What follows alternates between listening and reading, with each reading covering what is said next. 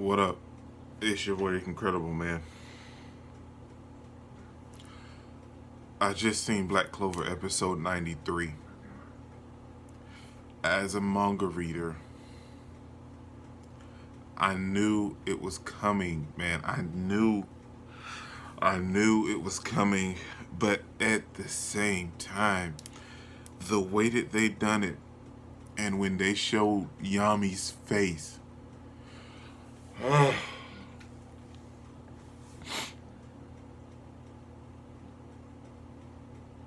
I knew it was coming. I expected it. I even kind of touched on it last week. But dude, I knew it was coming, and it still was a gut punch, man. The way that it hit me when they showed me everything. And by now you guys know, man, I'm talking about Julius's death. I knew it was coming, but it still was such a gut punch, man. This is my episode 93 of Black Clover discussion / review, man.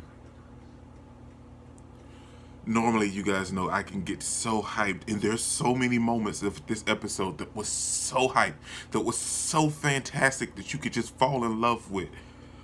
But then you have this moment, and it just ruins everything, man. I knew it was coming. I know anime only watchers didn't know. You guys are completely shocked.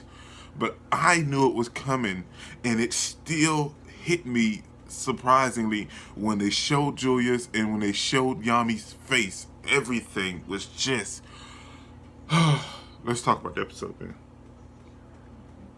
So it picked up right after last week's episode, and then we get to see Mark's looking for Julius, and then he senses Julius' magic atop of the outer part of the building. Of the walls, fighting, and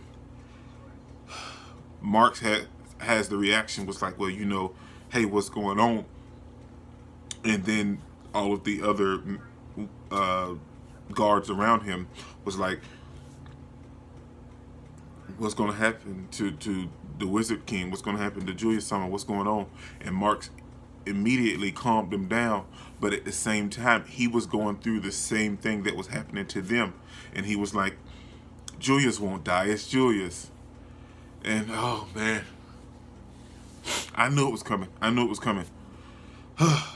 Then they pan and they show Yami and stuff, and then we go back to the fight, man. And I'm gonna be real. This was a fight. This was a fantastic fight. This was absolutely glorious. I loved every freaking moment of this episode. It gave me everything I wanted, and the animation was absolutely glorious. They even put so much detail when Licht, well, manga readers, when Licht broke up the building and the bricks and everything was breaking up, they went into detail inside the bricks and put in the cracks and like the parts of the brick, like where it broke off, and they put everything in this. And Vengeance's face when they showed close-ups and Julius's face at the end, and Yami's face, everybody, oh, it was so good. Even the kids from the orphanage where Asta and Yuno grew up, like when they showed them when all of the light magic was happening, they looked good. People in the village looked good. The other magic captains that was left in the capital looked good. Every moment in this episode was absolutely glorious. But then reality strikes in, and you realize you lost Julius, man.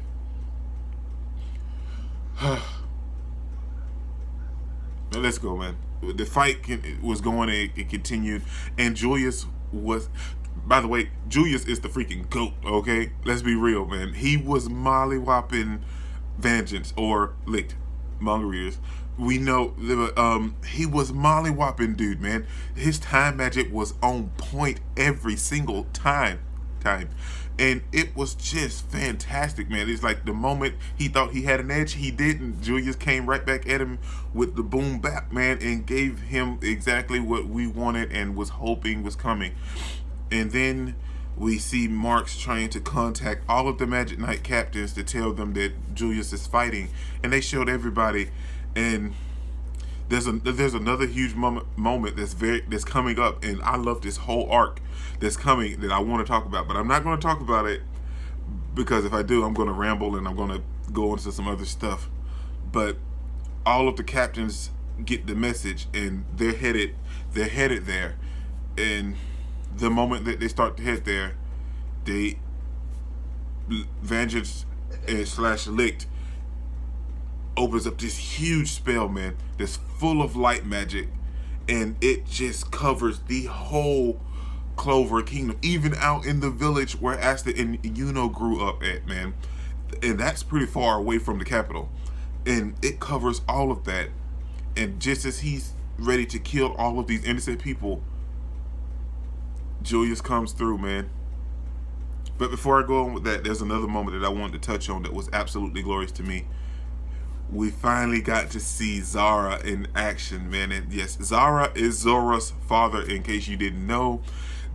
And they showed a flashback of how him and Julius actually became friends. And we know that Zara was a trap magic user as well.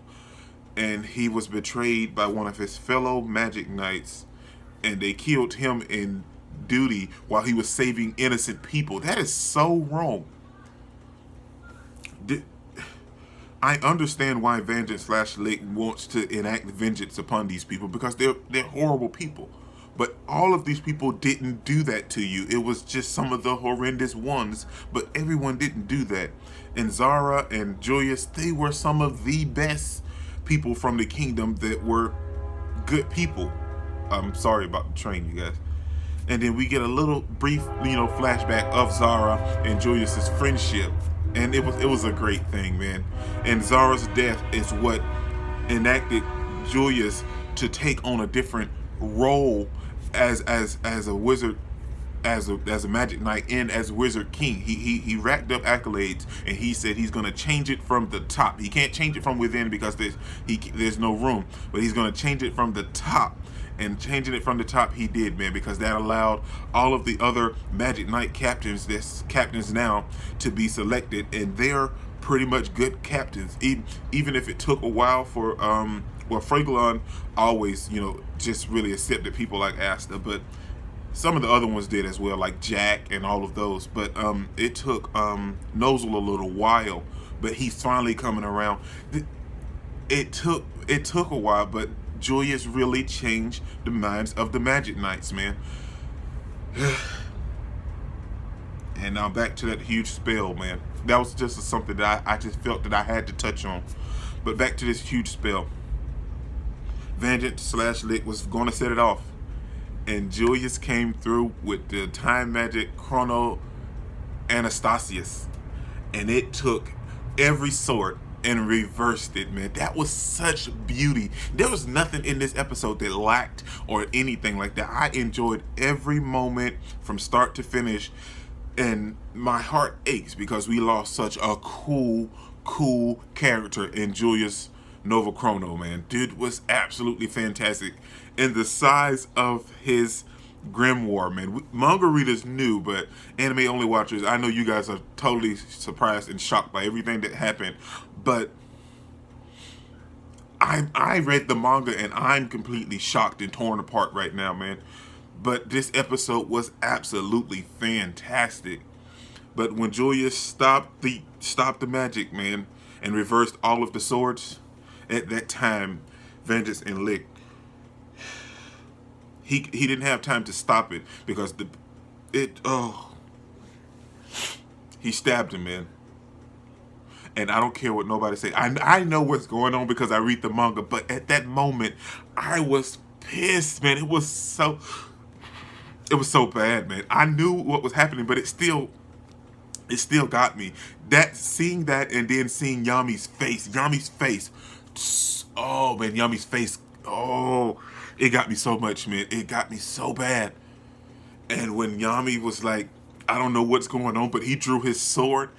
Oh man, it's gonna be so good, man. Shout out to Julius Nova Chrono, man. Dude was an absolutely fantastic character and deserves nothing but praise from us manga readers and anime only watchers, man. We have to give him credit because dude was absolutely fantastic, man. But this is your boy Dick Incredible. Don't forget to smash that like button until you can't smash it anymore. Comment down below and I'll be sure to respond to each and every one of them and subscribe, but only if you really want to, man. And remember that anime matters, anime is greatness, and anime is life, man. Peace out.